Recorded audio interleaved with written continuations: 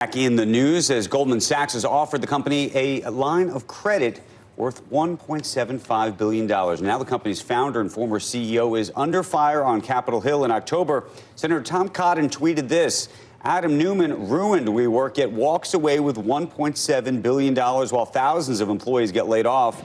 Neumann is a fraud and a good example of why some people support a socialist like Bernie Sanders.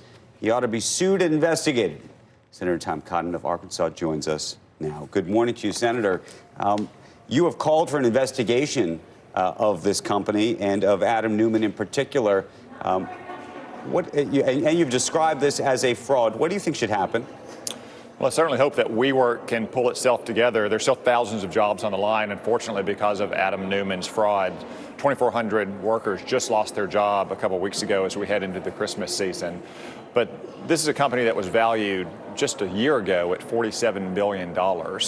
And because of Adam Neumann's fraud and mismanagement, it's now worth less than $5 billion. Okay, but Senator, I want to be careful here. And I can appreciate the skepticism, but let me just be careful, because there's a difference between mismanagement and fraud. Fraud is an intentional effort to deceive. And that would arguably suggest that you're suggesting that Adam Neumann was deceptive and intentionally deceptive in terms of the numbers and the accounting and things of that sort, rather than this being either mismanagement or a collective delusion by Wall Street and the banks and others and investors who had applied this $47 billion valuation to it. Speak to that, if you could. Yes. So first, let's look at what happened with the Securities and Exchange Commission. The business press has reported that WeWork submitted a draft prospectus last December, and despite working with skeptical SEC attorneys for 8 months, the company's value still went up in smoke in just a month after that document was released in August. Look at some of the misrepresentations, or the fictions, I would say, in that document, that they were assuming a 100% occupancy rate in all of their leased properties, where they were using fake, made-up metrics like contribution margin or community adjusted EBITDA, whatever that means. Look at some of the reporting in the business press on Adam Neumann's own behavior. There's credible reports that he traveled with illegal drugs across international boundaries. I'm not going to dispute, Senator, I'm not disputing the reports, and I'm not defending the company. The only thing I'm suggesting is it's one thing to assume a 100% occupancy rate if you're trying to project out what you think may happen. And you may say those are reasonable, or you may say those are unreasonable assumptions.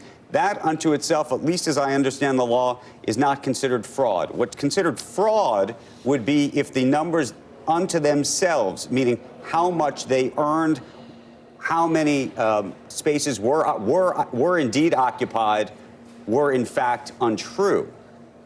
And I have not seen evidence of that yet. I find it hard to believe there's any evidence to suggest a 100% occupancy rate. And I know the SEC had serious concerns about some of their made-up metrics. But also look at Adam Neumann's own behavior. There's credible reports in the business press that he traveled with illegal drugs across international boundaries on private aircraft. I hope the SEC is not just investigating Adam Neumann's lead at WeWork, but also those kind of reports. If he goes to jail for something like trafficking drugs over international boundaries, it may not be about his work at WeWork, but it's like getting Al Capone on tax fraud. Senator, what do you think, though, of the various banks that were involved in this, that supported this company, that continued to loan money to this company, that allowed it to grow, the investors that also poured money into this company? Do you believe that they were defrauded, or do you believe they were part of the fraud? Well, I know that some of them are suing WeWork right now. I'm much more concerned, though, about the workers who are losing their jobs or who may lose their jobs in the future than sophisticated investors. I do think it's time, though, for some of those sophisticated investors to take stock of the kind of super voting structures that enabled Adam Neumann to hold WeWork hostage and get $1.7 billion in payouts for reducing his company to a smoking rubble. Right. Do you find it unusual, and because I do, that SoftBank, which arguably was it wasn't arguably, it was true, they were the biggest investor in the company, and if they had been defrauded, you would have imagined, at least I would have thought, they would have run for the hills. And in fact, they were probably the only real buyer who actually continued to commit to the company. What do you think of that? Well, I'm not exactly clear why SoftBank kept throwing good money after bad. It may have been because they were so deeply invested in it, they wanted to try to salvage some of their investment. But again, that's really a question between SoftBank's management and their investors whose money they were investing in WeWork. I'm more concerned about the workers at WeWork as well as potential securities and criminal violations by Adam Neumann. Do you plan to call hearings that might include Adam Neumann to the Hill on this issue?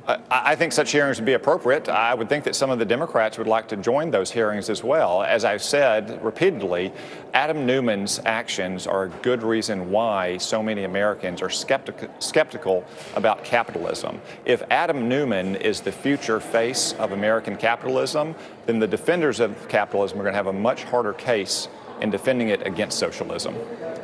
It's a longer debate. We appreciate having you here, Senator. Thank you for joining us, and happy holidays.